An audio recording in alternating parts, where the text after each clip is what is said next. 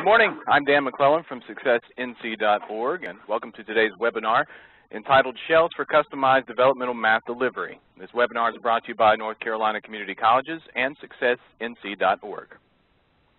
Our presenters today are Cynthia Liston, Associate Vice President for Policy Research and Special Projects, and Wanda, Director of Financial Aid at the System Office.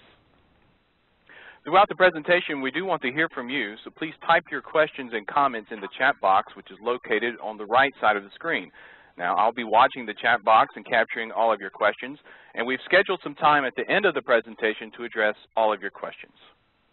Once again, thank you for being here, and I'll go ahead and turn the program over to Cynthia and Wanda. Good morning. Hope this morning finds everyone well across our system. I'd like to introduce a few folks who are going to be participating in this call in this webinar in addition to Wanda and myself. We have Rick Bundy here, who is from the System Office IT Division, and he will be on hand to assist with answering questions related to DataTel colleague regarding Shells. And then also Kristen Corbell, who's in the System Office Institutional Research Department, who has been instrumental in helping shape the Shells, and will also be able to speak to some of the reporting and kind of tracking aspects of the Shell. So I appreciate that everyone took the time to join us today, and we will start with kind of an overview of the Shells that follows fairly closely with the documentation that was sent out to all of the colleges in the middle of February. And then Wanda will share some information about the financial aid aspects related to developmental math shells, and then we'll have plenty of time for your questions.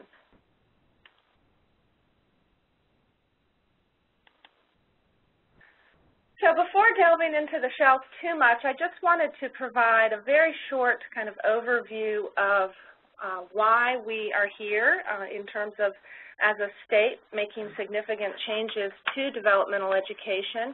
This is a slide that's fairly famous, if not infamous, perhaps, around the system because it's based on data from institutions showing the lack of persistence for students who are placing 2 or more levels below based on our kind of old developmental math system, and the fact that only 8% were actually making it through successfully a gateway curriculum math course. And one of the interesting things that this data analysis that was done by the Community College Research Center showed us is it's not so much that students weren't passing developmental courses, we were losing students from the leaky pipeline in terms of the long slog, so to speak, that students had to persist through was causing students not to enroll.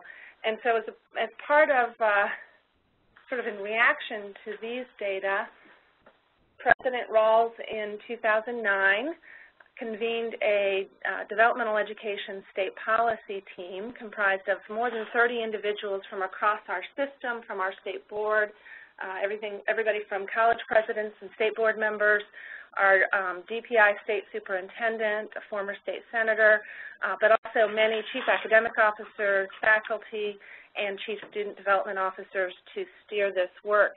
And the overall kind of big goals for the Developmental Education Initiative have been to reduce the overall need for developmental education, which is really focusing on alignment with K-12, reducing the time to complete developmental education, better tools for assessing and placing students, and improving our sort of understanding of what happens with students who are in our developmental programs. So some of the key developmental math design principles that the DEI State Policy team adopted and presented to the DEI Math Task Force, who actually did the curricular redesign, were the principles of making it a modular curriculum that could be completed within 1 year, that this new curriculum would dovetail with new diagnostic testing that would align directly with our 8 modules, and that it would be rich in conceptual understanding and instruction, so moving away from more sort of procedural-based math instruction towards something that emphasizes application of math concepts and conceptual understanding. It was also one of the design principles that the delivery of this new curriculum would be a local college decision. So that is something that was determined from the get-go. And as part of that, we have known that there are a number of colleges in the state who were moving towards more customized developmental math delivery focused on using some instructional software to assist with instruction and setting up some large math labs where the instruction takes place.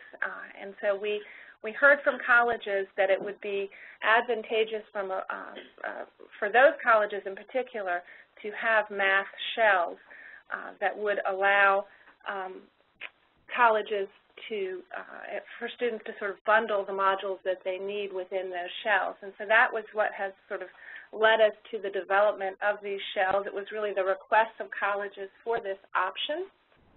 But again, this is an option for colleges. It's not something that's required for them to use. The other way, the other sort of structure for the new curriculum are the individual 1 credit hour math modules.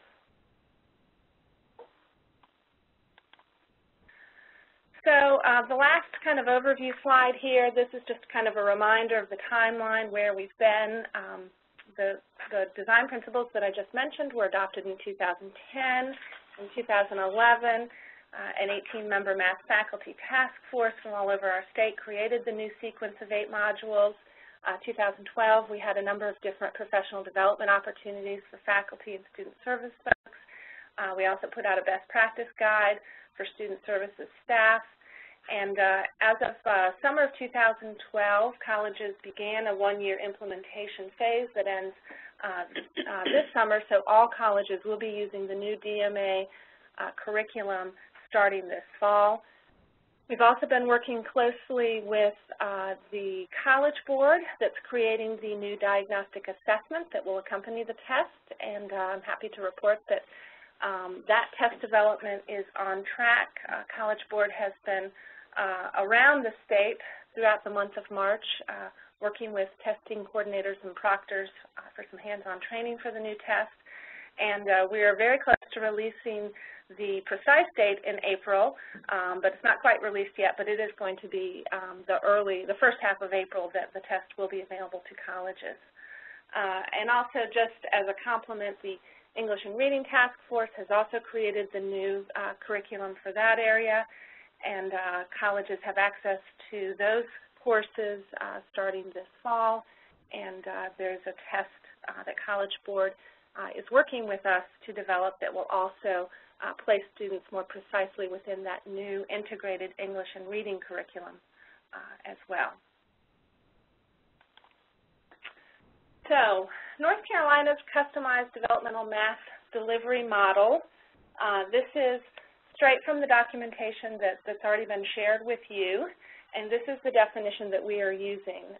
Students are diagnosed and placed into appropriate developmental modules based on approved North Carolina system assessments, and only modules that a student requires can be taught within a shell course. Oh, okay. I'm getting a message that I should speak a little bit more loudly, and I'm going to turn this up as well. So that's the first component of what we mean here in the system throughout our state in terms of what a customized delivery, developmental math delivery looks like. Courses, so shell courses need to be scheduled so that all contact hours are met. And it's important to note that students receiving Veterans Administration benefits should meet with their college VA administrator to determine if the VA's required in-class contact hours are met. Instruction takes place through interactive software combined with on-demand in-class instruction. And a classroom instructor is continuously monitoring each student's progress and determining appropriate instructional strategies.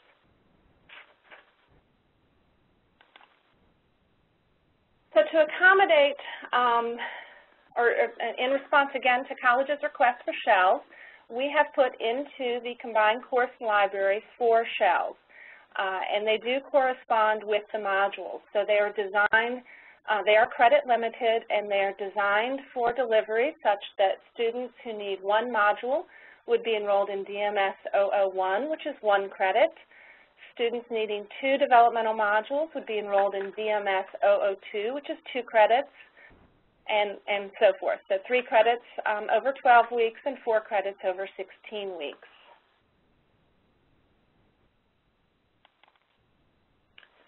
So one question that has come up, and again I mentioned this at the top, but just to reiterate, shells are an option. And if your college is interested in using shells, you may do so in conjunction with the credit hour modules as well, or you can do both.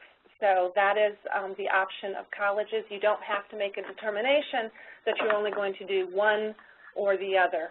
You can combine both. Another question that has come up is, can a student take a shell with the same credit hours more than once? And the answer is yes.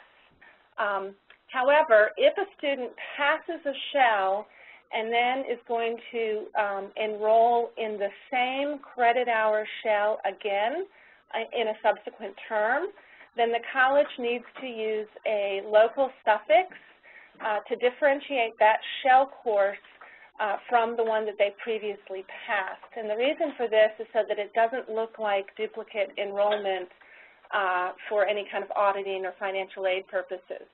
So in the combined course library, there are some special notes. There's a special notes section that gives the recommended nomenclature system for these shells. So for example, if a student is in DMS 002 and they've taken DMA 020 and 030 as the shell's content the first term, the next term they would be in DMS 002A, and it would have 2 different DMA modules as the content. However, if a student has failed the shell, and we'll talk about sort of grading shells in just a moment, then a suffix is not necessary for the subsequent shell enrollment with the same credit hours, because students are allowed to repeat courses that they have failed.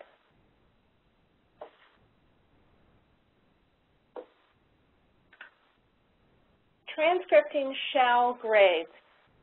One thing that's very clear to emphasize, or it's important to emphasize, is the shell grade is treated as a course grade for transcripts and financial aid. So that the grade for DMS 002 is the course. So the course is the shell, and the shell is the course, is one of the things that we have liked to say here at the system office. The grades for the shell course are the same as the grades for individual DMA modules, which is a P for pass, an R for repeat, or a W for withdrawal. An R maps to F for financial aid and statewide reporting purposes.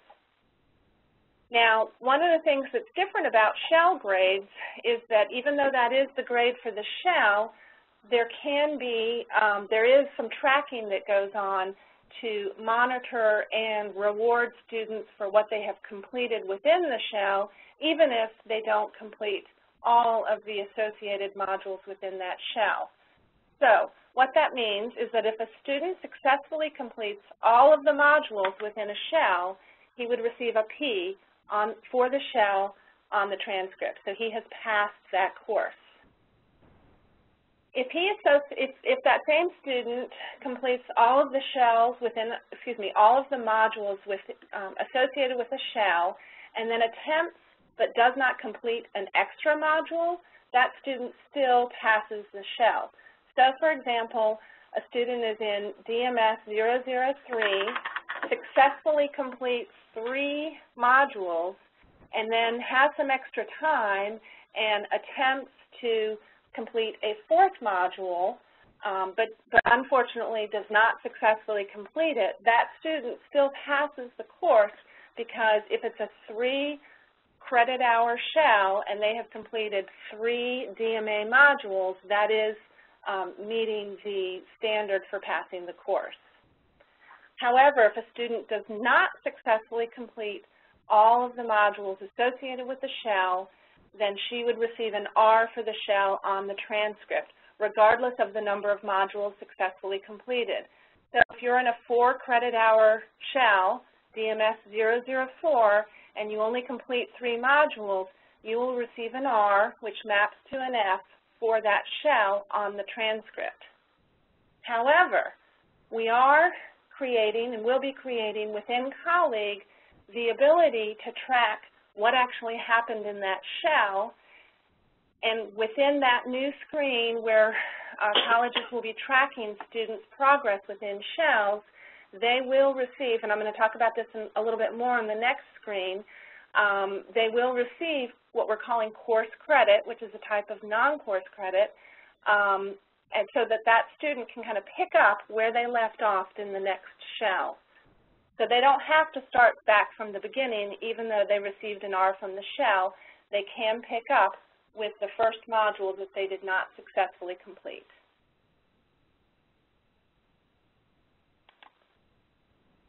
So here's a little bit more on that.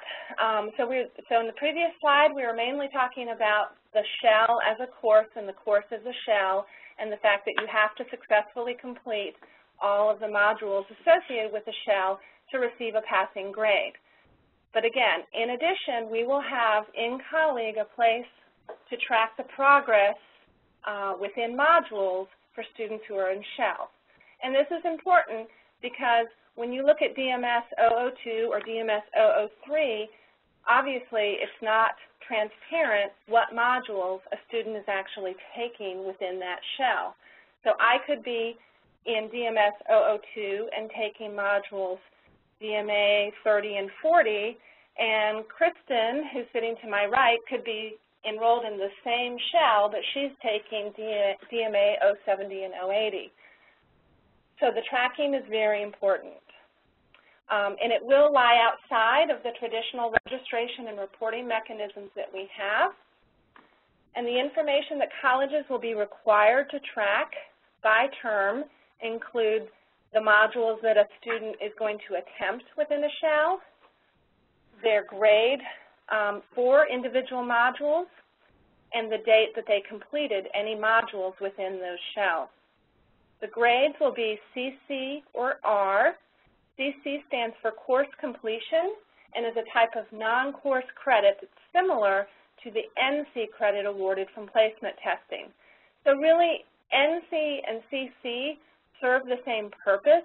The reason that we're using different nomenclature is kind of for our research and evaluation. We'll know whether that student received credit for it because they were in a shell or whether they received credit for it through placement testing. We want to be able to distinguish between those two types of non-course credit within our colleague system. So our IT folks have a set of business requirements that will support these shells and will support the creation of this ability to track students within shells. And that programming is going to start this spring and be in place by early fall of 2013. One thing I should say is that CC credit, when it's awarded to a student for a particular module, it will fulfill the same role that NC does in terms of prereqs and prereq checking. But that won't happen until that CC has been awarded.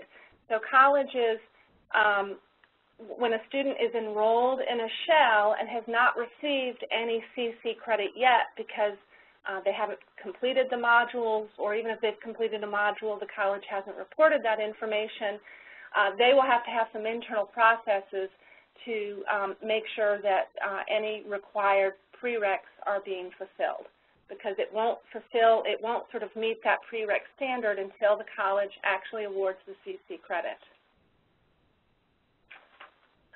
In addition, one of the things that we're going to be working with our IT folks on is a file format, so that if you have an instructional software package, it may be that it could export some of this module completion data into Colleague and help populate those fields.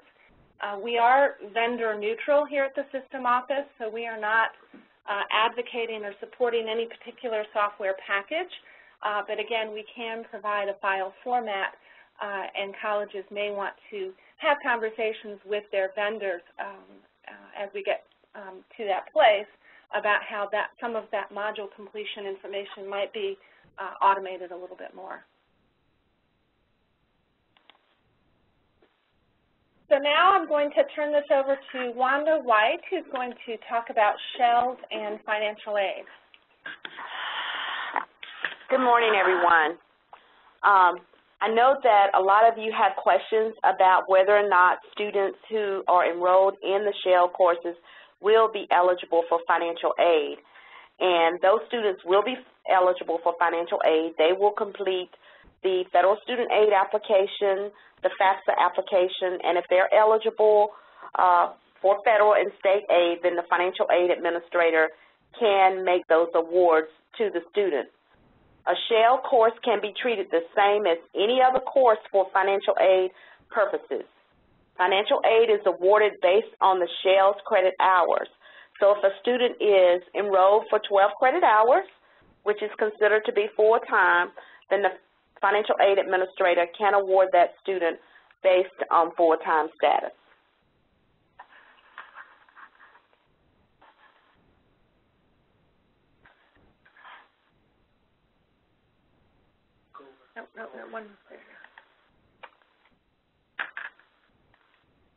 In terms of awarding financial aid to students who are enrolled in shell courses, colleges should apply satisfactory academic progress, return to Title IV, and also limit students to no more than 30 hours of developmental education courses if they are receiving federal financial aid. The shell courses, Cynthia's already talked about, the shell grades, that there is a P given for pass and an R for repeat and a W for withdrawal, and that the R maps as an F. And I think that's important for financial aid administrators to be aware of, because those students who do fail courses when they are enrolled in the shell courses, then those courses are counted in the satisfactory academic progress policy.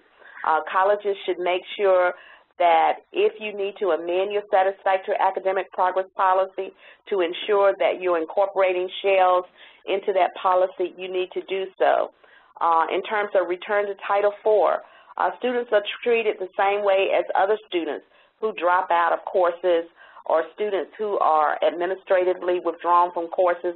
The same situation will occur and should be handled the same as other students.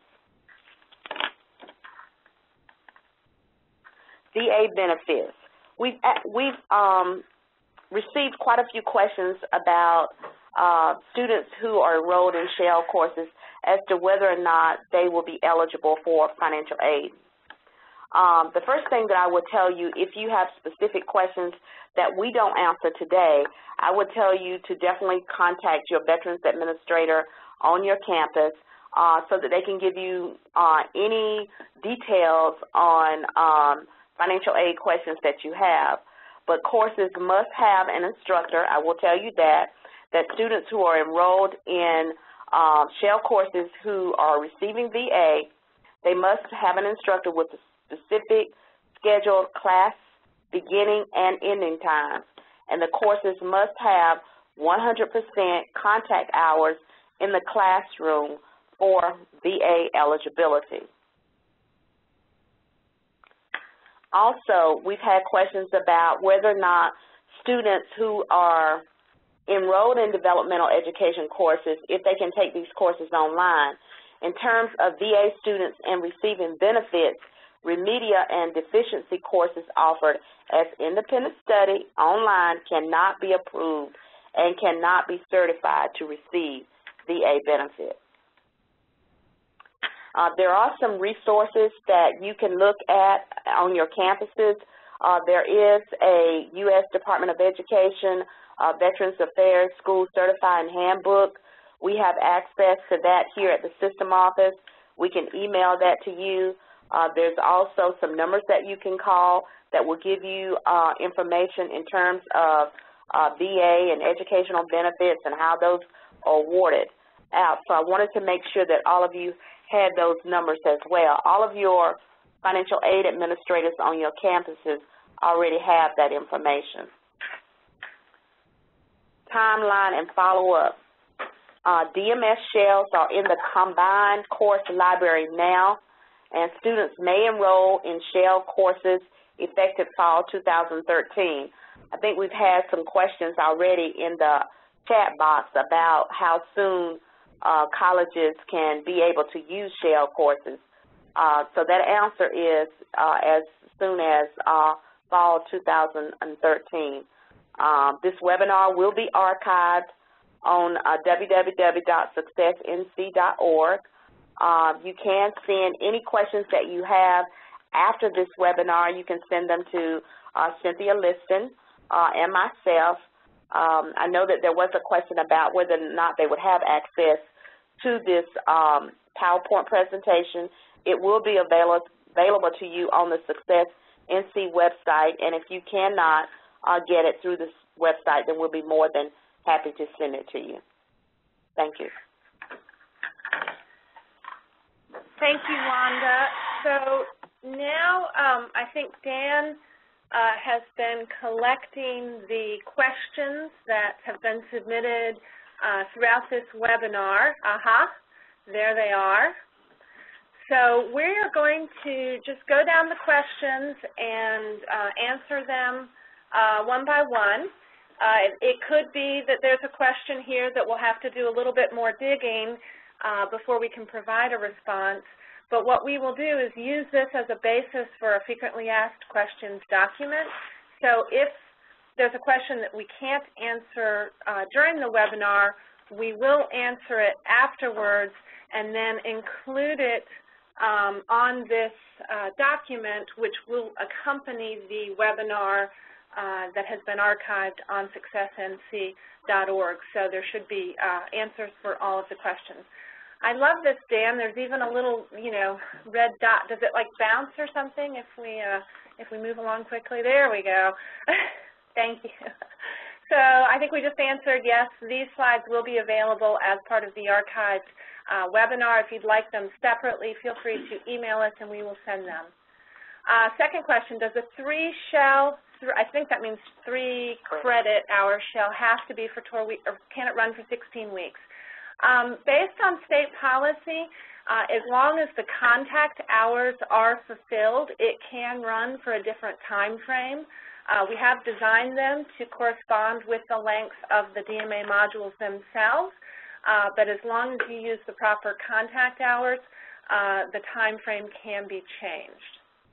Question 3. Can a DMS 002 and 02 be taught by the same instructor at the same time in the same lab? Yes, they can. Just like you could have a student who's in DMS 002 in the same lab at the same time with an instructor as a student who's in DMS 003. We currently have colleges that will teach 2 different courses in the same classroom. I believe they have to have separate rosters to keep track of attendance and things like that, but you can co-locate courses, and at their very essence, DMS shells are courses. Number 4, please describe a possible classroom computer lab arrangement for running the shells. So I'm not sure this is a question that we here at the system office are particularly qualified to answer. If you're thinking about sort of instructional practices and best practices for how to set up a lab, I would encourage send me an email perhaps offline, and I can put you in touch with some of the colleges that are already using computer labs and a customized delivery model, and I'm sure they would be happy to share with you information about how they set up their labs and how they're going to do scheduling. But that's something that I think they would be best equipped to answer. If there's some other aspect of that question that I'm missing, feel free to resubmit it and we can circle back to it at the end. On the timeline slide earlier, best practices for student services was mentioned.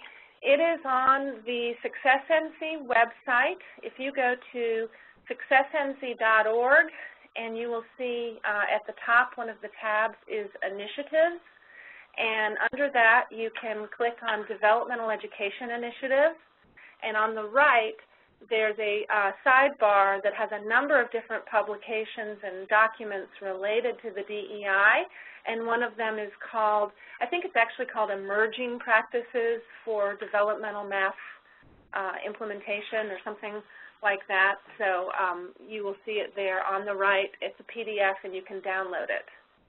Has it been updated? No, this was created end of last summer and it has not been updated. Let's see, will this not affect student satisfactory academic progress for financial aid students? That is correct. What number 6 says is correct, and I think it's what some folks would say are the downside to modules, because you do receive an R for the entire course, and that means if it were a 3-credit-hour course, they would receive 3 credit hours of, of a black mark, so to speak, on their record, versus even if they finished 2 and they were enrolled in the individual modules, it would only be 1 that they didn't finish. So, but that is the way that it is because of federal financial aid regulations. And I just want to make one comment on that. One thing that I would suggest, as you look at your satisfactory academic progress policy, most of the policies on every campus allows a student to appeal the satisfactory academic progress decision. So you could possibly have a student who is in that situation who is maybe 1 credit from meeting satisfactory academic progress.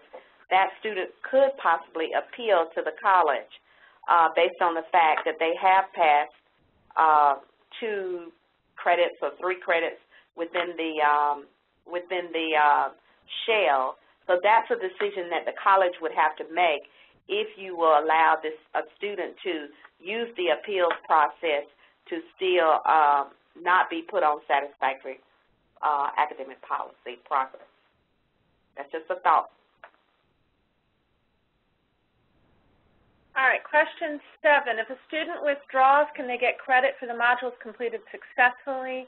Yes, as long as the CC has been awarded to the student on that new tracking screen, then they can receive credit, that course credit, for the module successfully completed.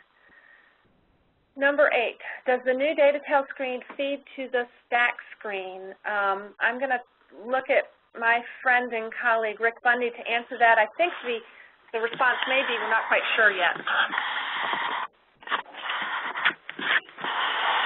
We are still looking at the detailed design for the new screen. We really haven't started working on that yet because we have spent our time up to this point looking at the diagnostic testing portion of this project. But as Cynthia said earlier, these CC courses that get CC credit will essentially be treated the same as the non-course credit the NC is concerned. All right. I think I need to scroll down here to see this. Here we go. All right. Number 9. When and how do the colleges add suffixes to the classes for students that take more than 1 DMS? So it is my understanding, and we can do a little bit more digging on this if we need to, but that this capability does exist at the local level. The way that we came up with this, oh, actually, Rick has an answer that's more specific. Well, that's even better. Thank you, Rick. There is a mnemonic, XUSU, that can be used for adding suffixes. I think colleges are already using that that mnemonic now in cases where you are teaching a music course and you're using the same course number to teach maybe piano and violin, and you're putting a P or a V on the end to designate exactly what you're teaching in that course. So it would be the same process that's used for that. Thank you, Rick. That was number 9. Number 10, will there be something from the system office to equate DMA and MAT prerequisites? We have had a number of inquiries about this as well. As you know, there is a recommended crosswalk that was developed by the Math Task Force. However, it is recommended. We sort of realized through this process that some colleges' instructional practices for the old developmental sequence were slightly different, and so as they transition students who are midstream in their developmental studies at the local college level, it may need to be slightly different. So that said, Rick and the folks in the IT area have received some help desk tickets on this, and so we are in the process of actually doing a survey that will go out probably later this week or early next week to colleges to find out if this is something we need to do at the state level. It's our understanding that a number of colleges have already done local equates, and we want to make sure that we don't do something from the system level that would upset the apple cart, so to speak, in terms of local equates. So we're doing a little bit of digging into this area, and we'll come back with a response. The survey is going to go to registrars and system administrators, and based on what we learn, we will proceed accordingly. I think Rick has another comment. Well, as far as the survey is concerned, what we are trying to determine is where colleges are in their transition from the old math developmental courses to the new DMA modules. That right now there are probably 3 or 4 questions that are part of that survey. The survey link will go to system administrators and registrars. Is it going to any other group? We'll see the Chief Student Development, yeah. Okay. But the way the survey will be set up, we will allow one response from each college. So what we are looking for is a collaboration with the various parties at the colleges to come up with the answers for the survey. Great. All right. New page. Here we thought we might be done. All right, with the new colleague screen that is being created, how is a withdrawal grade of W mapped for the modules? So the W is the potential grade for the course. You're not going to get a W for an individual module grade. Either you will get an R or a CC for course credit. So what could happen is if a student withdraws at a late date within the semester, then the CC will be noted for what they did complete, and then anything else they didn't complete in this new screen would be an R, and then the withdrawal would be the official course grade. So I hope that answers that question. I'm not sure if I completely understand it. If that does not answer the question, then please, resubmit and we'll try again. Number 12, how will students see their DMA credit? How will this be transcripted? Again, with the shells, that is a shortcoming because the shell itself is what will be transcripted, not the individual DMA. So colleges will have to develop their own local practice for sharing that information because it will not be transcripted. And along those same lines, if a student has taken a shell and completed some modules and changes colleges, one of the things that we're going to be working with colleges who are using shells, and we haven't gotten to this point yet, but we're going to be convening a small working group to develop some models and practices for sharing where students are in their DMA sequence in a way so that students will be able to pick up where they left off if they change colleges. I have heard one college, I'll just say one more thing about this. I have heard one college mention that they may have figured out a way to sort of locally add something to their transcript about where a student is. And so, we'll do a little bit more investigating about that. But as of right now, the way it's set up at the state level, the DMA credit will not be transcripted. What will a DMS syllabus look like? Which SLOs should appear? Again, that's really more of a kind of an instructional question, and the focus of this webinar is a little bit more kind of on the structural pieces of the shells. But what I will say is that the SLOs are the same as the modules. Really, the shells are just about teaching the same content for every module that a student is required to take. The shell is really just a structure to customize and kind of bundle the modules that a particular student needs. So the difference in instruction in terms of what a student is learning is not supposed to be any different from if they were enrolled in the 1 credit hour modules. When will the crosswalk be available? It is available. And I can email it. In fact, actually what I may do, because I think I noticed we have a limit of 10 documents that we can put on our Success NC initiative, and I think we have reached that capacity, and so the crosswalk is no longer on there because it was actually developed last year. But based on the shells and increased interest in that, I am going to repost the the crosswalk on the DEI portion of the Success NC website, and I will do that today. Number 15, if a student receives an R because they didn't pass all the modules in their shell, will they get the R replaced on their transcript as soon as they register in a new shell and completed the failed modules? So, not exactly. If you have failed a course and received an R, then you have failed that course. And that will, and then if you take another shell and you pass that shell, then on the transcript you will have passed that shell. I think that answers that. I'm not sure if I completely understand the last part, so let me just read this again real quickly. As soon as they register in a new shell and complete the failed modules. So again, if you will, once a student enrolls in a new shell and completes the failed modules, they will get credit for them. And in fact, they'll get credit for any of the modules that they did complete in the first shell, even if they did not pass the shell.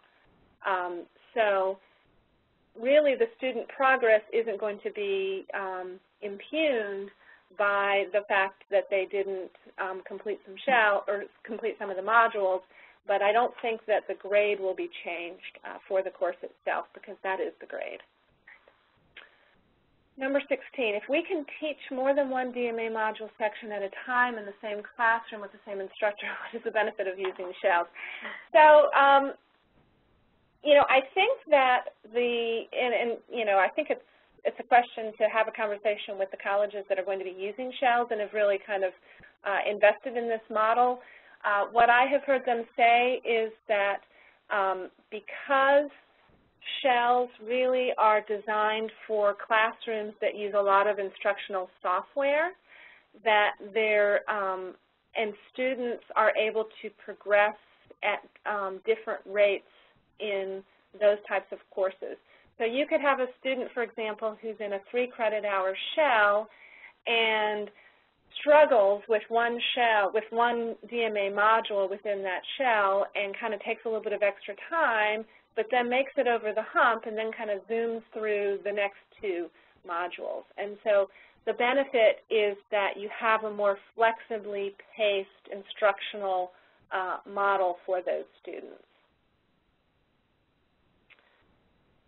Number 17, will an R affect a student's grade?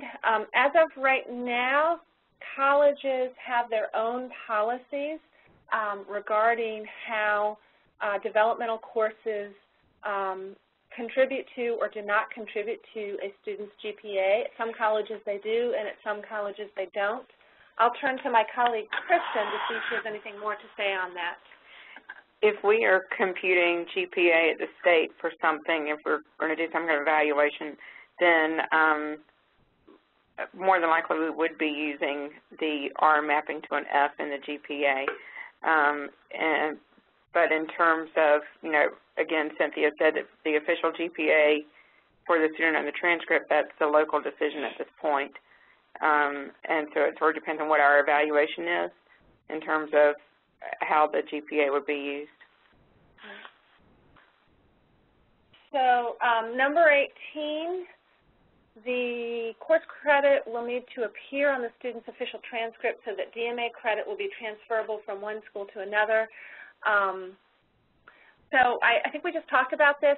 There were a lot of red flags associated with putting the CC credit on the transcript, and it was kind of a stumbling block for creating the shells for a period of time, and so that's why they are not on the student's official transcript, and that's why, again, we will be convening colleges that are using shells to come up with some alternative models for sharing, sort of a portable output, for example, to share what it is a student has accomplished if they move to another school.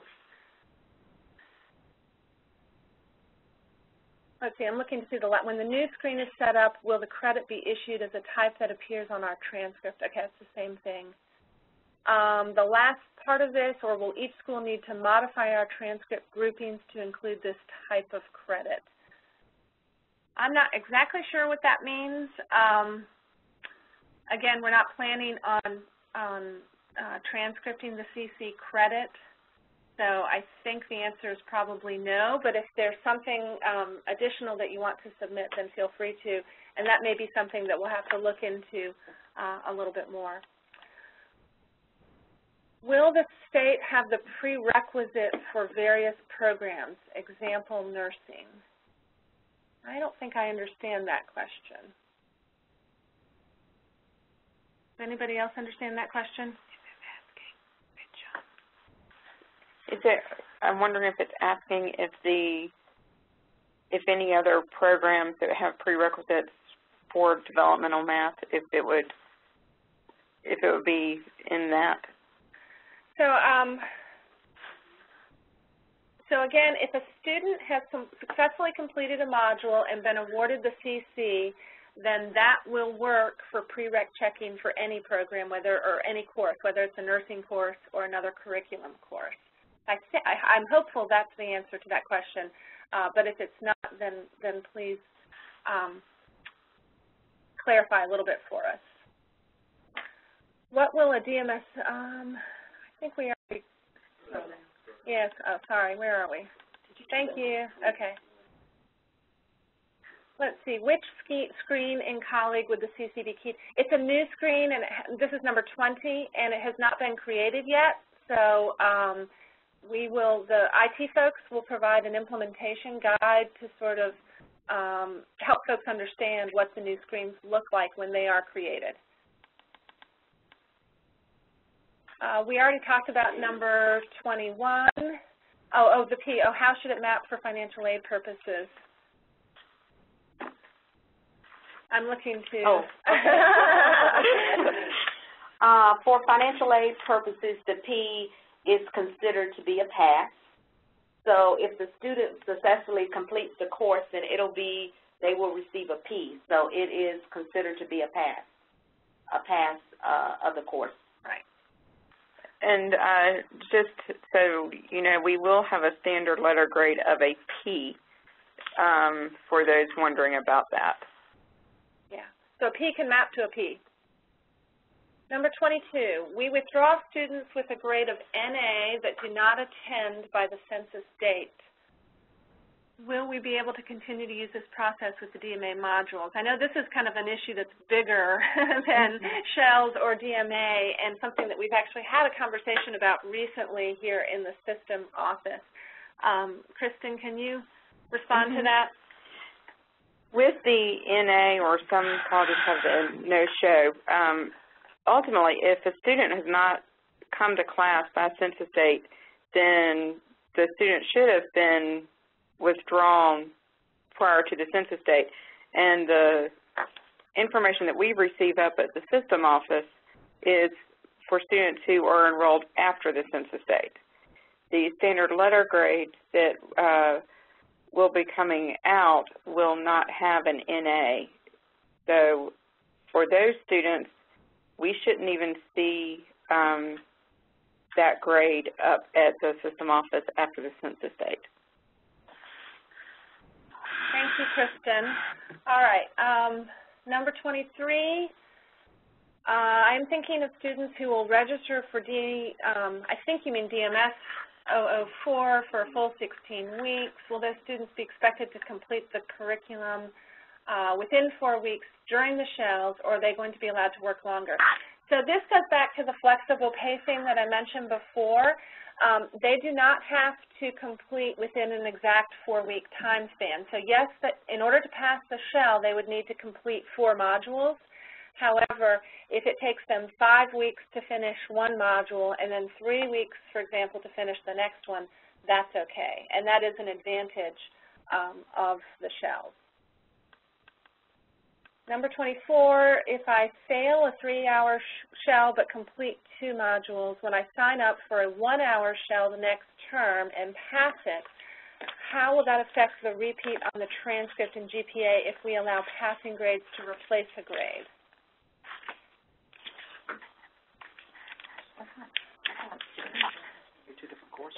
Yes, 2 different courses. So again, you would not go back and change the R for the shell that was failed. But if they enroll in and successfully complete the 1 module in the 1 credit shell, then they receive a P for that shell. Number 25, currently financial aid for math modules is not awarded until a student begins the module. With the shells, are we able to award all the credits up front?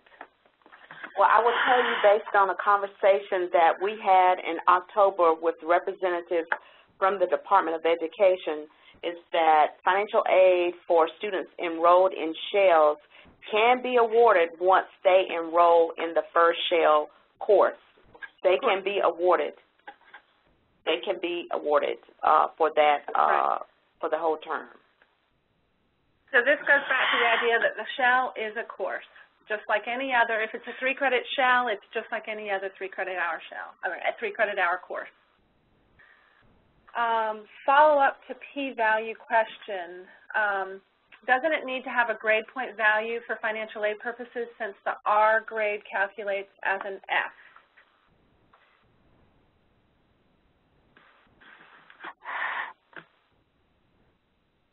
We're looking at each other. I'm not sure if I quite understand.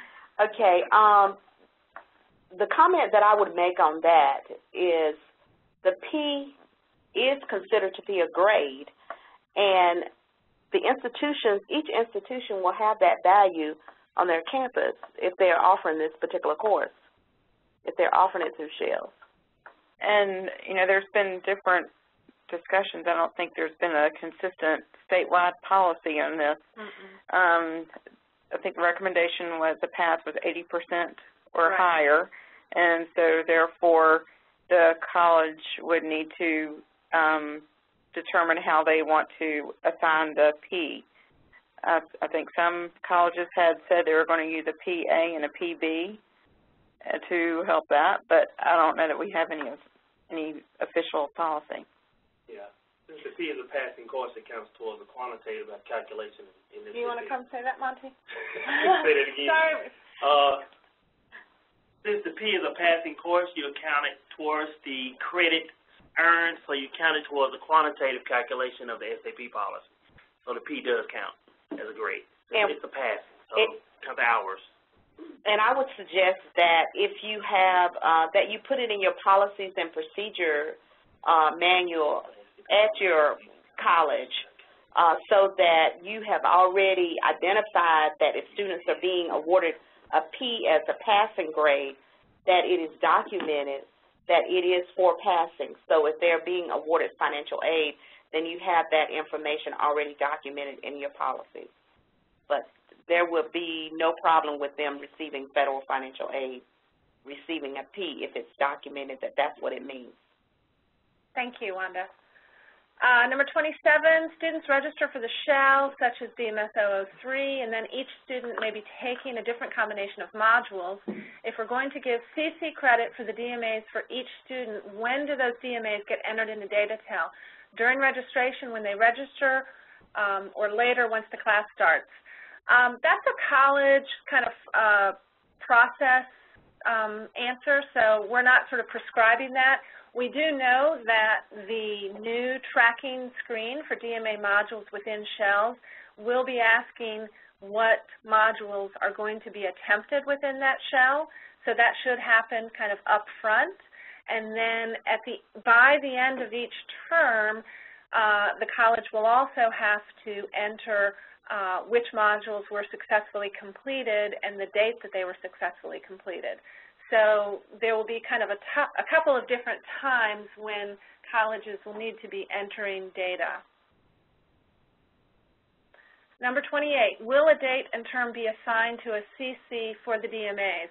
Yes, in that tracking we will have the name of the shell, the term, and the date. That is part of our what we call business requirements, which is kind of the guidance or instructions that we give to our programmers. Number 29, if a student needs to do 4 modules and that student, will that student be able to do the modules using the shells? Yes, if a student needs 4 modules, they may be enrolled in a 4-credit-hour shell, which is DMS 004. Oh, wait a minute, looks like there's more information for that one perhaps, and do 1 shell at a time. Okay, I'm going to read number 30 here again. If a student needs to do the 4 modules, will that student be able to use the shell system and do 1 shell at a time, thus utilizing multiple semesters to complete the 4 modules? How will that affect his or her financial aid benefit? I'm not sure I understand that question. If a student 1 shell at a time. So if they need 4 modules, I'm inferring that perhaps this means doing 4 1-credit-hour shells within a semester, and I don't think there's a reason why you couldn't do that, but you could also just enroll them in the DMA module. The disadvantage, I'm not quite sure I understand that. If my answer did not make sense, or if there's something else you're trying to get to, please resubmit it. Number 31, will students be able to register for shells using WebAdvisor? As far as I know, there really needs to be an advising component to this, and so when we have talked to the colleges that are kind of already doing something similar to shells, I have heard them say that really they should meet with an advisor before enrolling in a shell, because they need to make sure, the college and the student needs to make sure that they're signing up for the right shell. So I don't think there's a technological reason necessarily they couldn't use WebAdvisor, but I think each college is going to need to develop processes to make sure that students know what they're doing, especially as this is brand new, and that they're registering for the right shell. Number 32, would you please describe how DataTel will operate with the shells verbally? The documentation we received is excellent, but it would be helpful to hear you address these verbally for those who are, well, I think we've just been doing that. So, and I recall this question came in, and I forwarded it because it came in this morning. So, but I'm glad you thought the documentation was excellent, so we'll take praise where we can get it. Let's see, the date that the NCDAP is available in April. It's looking like it's going to be early to mid-April. Okay, so now this is kind of outside of shells, but I'm happy to answer this. Number 34, the place where placement scores are currently entered in Colleague is being redesigned. as we speak, literally, and we're getting ready to send out some information to colleges about those new fields for the NCDAP test results, and we're also, our IT programmers are hard at work on working with College Board to encourage colleges. Most colleges right now are manually entering test scores, and we're going to be creating the sort of enhanced capacity to do some auto-uploading of those test scores. Let's see, number 34, when a student takes the NCDAP, I think we just did that. Okay, follow up to question 30. Savvy students could game the system by registering for a 4-hour shell only to ensure full-time status. Then they only complete one DMA module but are being paid for 4 credit hours. That's bad. Tell them not to do that, and weren't they raised better than that? Is there anything we want to say on that, Wanda, that you can think of? Well, a college could choose to award the student, well, they could choose to pay the student up front when they enroll and have enough eligible credits to qualify for financial aid. They can also use the late start rule and pay them later in the term. So that's up to the college, but a student is eligible and can be paid once they enroll in enough credits to qualify for financial aid. I mean, I guess there are some students who are kind of gaming the system already with all sorts of courses. Right. Is the reality. I doubt it's that many, and I think the colleges have to, you know, they have to develop their own processes to capture or try to capture those students. Okay. Number 36, will there be any restrictions on how long a student can take to do, say, 4 modules? Can he or she take, say, 4 semesters to complete 4 modules? Well, that would be not good. I mean, again, I'm not sure I exactly understand that. So there are time limits on these shells. They're not open entry, open exit, for example. So you have to be enrolled for a certain period of time. If a student took a 1-credit shell per semester for 4 semesters, then indeed that would, you know, that could happen. But we're certainly not encouraging, I don't think any college, and we would certainly not endorse any college scheduling really long shells over long periods of time. That wouldn't make any sense. If they could, if whoever wrote question number 30, if you could clarify it, are you talking about 4 modules within a shell or 4 credits within a shell? Because that sounds like what they may be talking about. All right, number 37, from a student's perspective, what would the benefit be of signing up for more than 1 or 2 credit hour shell? As you increase the credit of the shell, you increase the possibility of receiving an F. Yeah, and that's true, and again, this is where we would encourage, and we have been very clear that the shells are designed to be not just credit limited, but also time limited. And so, you know, the interest here is about accelerating students.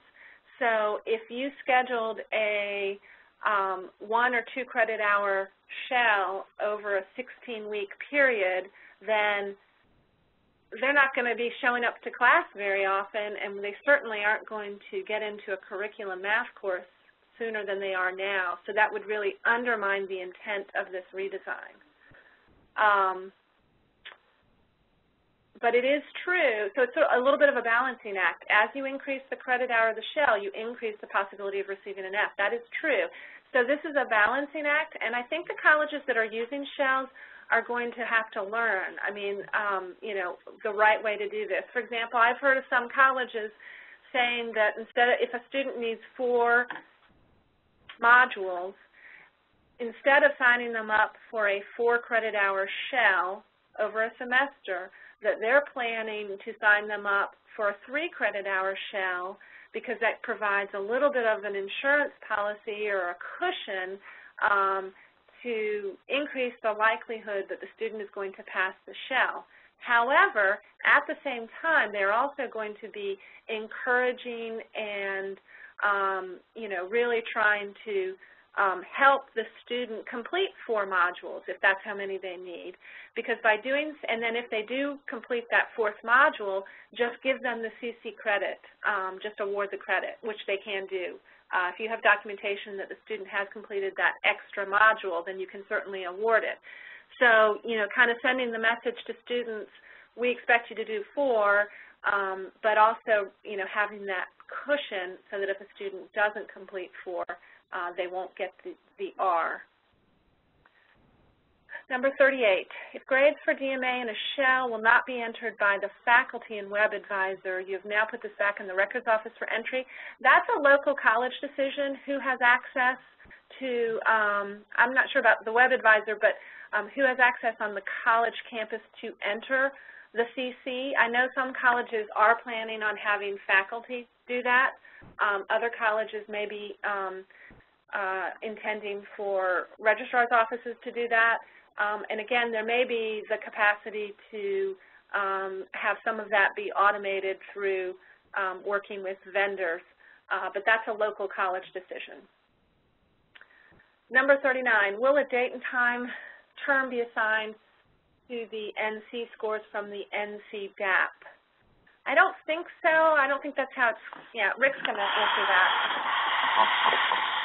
The NC scores from the DAP would be treated just like the current AccuPlace or Compass scores are. I mean, we've already got an import process in place for those, and essentially what the process we're working on now will import the NC DAPs in much the same way. While I've got it, I can go ahead and answer question 42. The date and term for, will they be assigned in the same place that you're assigning the CC? I would think it would be the same screen that we've been talking about, the new screen that hasn't been developed yet, where you would go in and for a particular student indicate the modules that they are taking within that shell course, and then at some point the CC if they've completed it and date and term. I think that would all be one screen. Thank you, Rick. 41, how will the DMA modules be transcripted for our students transferring? Okay, we already answered that. They won't be transcripted, so colleges using shells, we're going to help them talk to each other and figure out some protocols for sharing where students are. That's 41. All right, 42, when a student receives an R for DMA within a shell, what is the status of the DMA?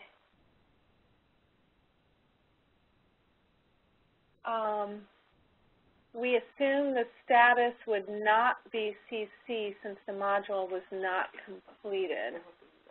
They would have failed it. It'll be so when is this in the tracking? Yeah, when a student receives an R for a DMA shell with a DMA within a shell, so in this tracking area, what is the status of the DMA? Yeah, so if they've gotten an R, then the status of the DMA for that student is R. Yeah, okay. I think we answered that correctly. I hope so. Number 43, I'm talking about the gaming of the system as someone else noted. If there is not restriction on how long one can take to do a shell or module working at one's pace, but there will be, because they are limited because they're limited by credit hours, which means they're limited by contact hours. 4, 8, and 12. So, yeah, I mean, they're designed for 4, 8, 12, and 16 weeks. And you can only meet as many contact hours as are associated with the course and with the credits. So it's not like they can stretch it out. It's not open entry, open exit. These are courses with start times and end times and scheduled meeting times, just like any other course. And the intent for saying someone can work at their own pace is for students who can complete the courses or the modules quicker. Yeah. And a general student can, not for those students to stretch it out. Yeah, so, right, exactly. So within the term, whatever the shell is, whether it's 4 weeks or 8 weeks or 12 weeks, a student can be flexibly paced in that, unlike a kind of face-to-face instruction where everybody's doing the same thing at the same time, there's more latitude to have some flexible pacing, but that doesn't mean, again, that it's open entry, open exit, or anything like that. Number 44, is there any determination about paying for an additional module beyond what was registered for? That would be a local college decision, I think. I have heard colleges saying that they probably would not ask them to pay for that. And we can look at, and I have to say, I'm not sure if, we'd have to check with our finance folks, and we can do that for you to find out if there's any restrictions that would prohibit a college for charging for the additional module, because I'm not sure of the answer for that. So I will make a note to follow up on number 44. 45, will crosswalk requisites be delivered from NCCCS, or colleges need to establish them locally?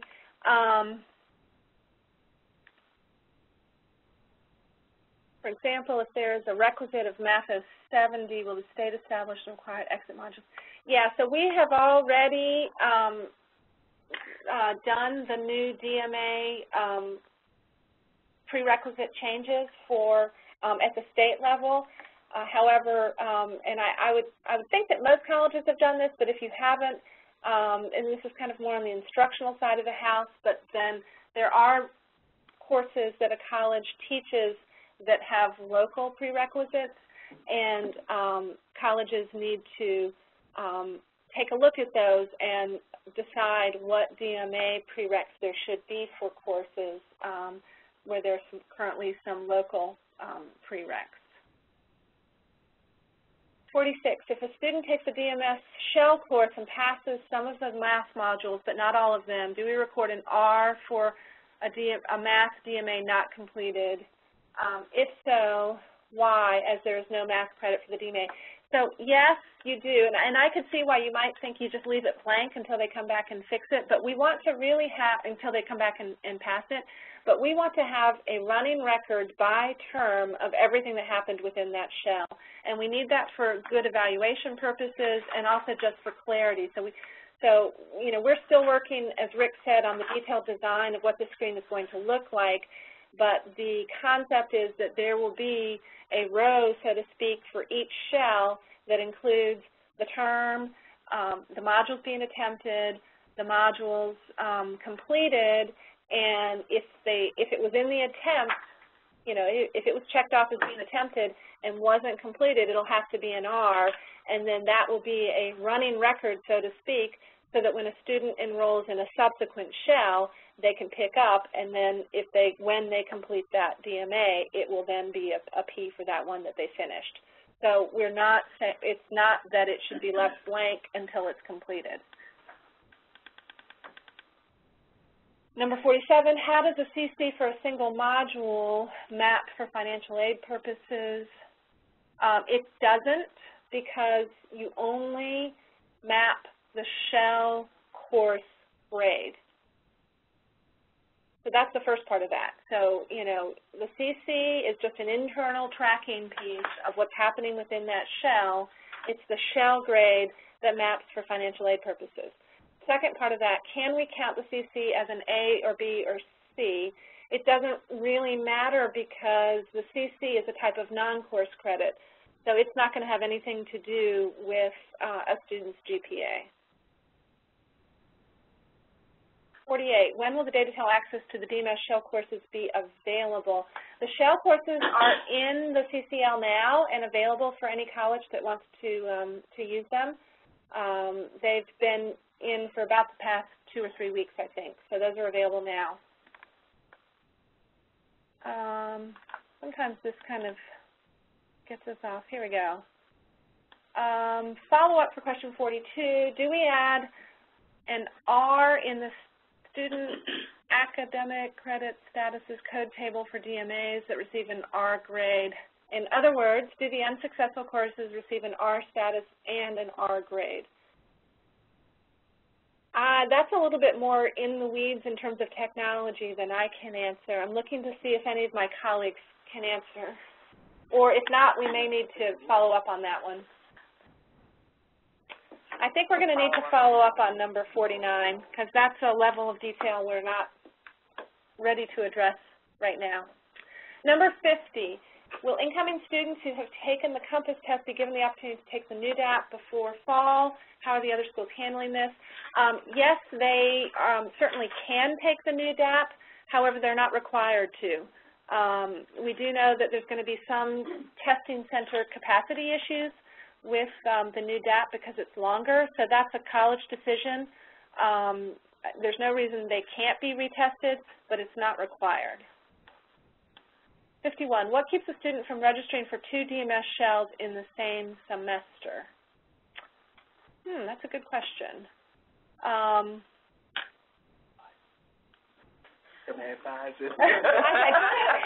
sort of touching. Good advising is one of the responses here. Is there? I'm trying to think if this is different from any other course. Could a student? I'm asking this to my colleagues. Could a student register for English 111 twice, or would it not let them? We'll have to check into that, number 51. Yeah. So we'll check and see if there's any fail-safe, so to speak, that would prevent a student. Again, I can't think of why the shell would be different from any other course, but we'll check into that and respond on the document. Let's see. If you change the math prereqs on course that have state prereqs, is there a new version of the course? Oh, this is about resubmitting programs of study. I think this is happening, and we don't have anybody from academic programs on this call. So I'm going to have to include number 52 in the follow-up list as well. I do know that some colleges are resubmitting programs of study. However, when we changed the prereqs, we did not change the effective term. We really changed the prereqs as a technical correction to sort of limit the impact on colleges having to resubmit programs of study. So, but I'll get a little bit more details and include that in the document. Number 53, when a student registers for the Shell course, will the system automatically choose their DMAs in their sequence, or will the student need to check the DMAs to be completed in the Shell course? It will not automatically do it. That is something that the college will have to do through its process, and I don't even know if it's really the student who would do it or the faculty person. So they would be enrolled in the Shell course, and then at some point after enrollment in the Shell, at the beginning of the term, the faculty, and this kind of has to do with, for colleges that are using instructional software, that students' modules that they're going to complete is being kind of set up in the student's account for the software, and it'll be kind of part of that same process that the college, either the faculty or someone at the college, will have to choose the DMAs in that tracking screen. It's not something that will be done automatically. Number 54, will the Career and College Promise students who can only take the highest level developmental course be able to take the 3 modules that equate to Math 080 now? You know, I don't think that question has come up before, so I'm going to add that to the list of ones that we will check. Because our Career and College Promise experts are not in the room. That's something that's really not just about shells. That's obviously broader, and so we will look into that. Number 55, how are other schools registering students for DMS Math Shell courses? The ones that I have talked to have said that it would be done in conjunction with advisors. 56, how will failing a shell affect student financial aid? We've already talked about that. It does count against them in terms of satisfactory academic progress. It does. It does. And if a student has registered for a shell and fails a shell, if the number of credits included in that shell causes the student not to meet satisfactory academic progress based on the school's policy, then the student may lose eligibility for financial aid. And that's when a student could possibly file an appeal to the college, write a letter of appeal to the college to request reconsideration for financial aid based on the fact that the student passed part of the courses in the shell.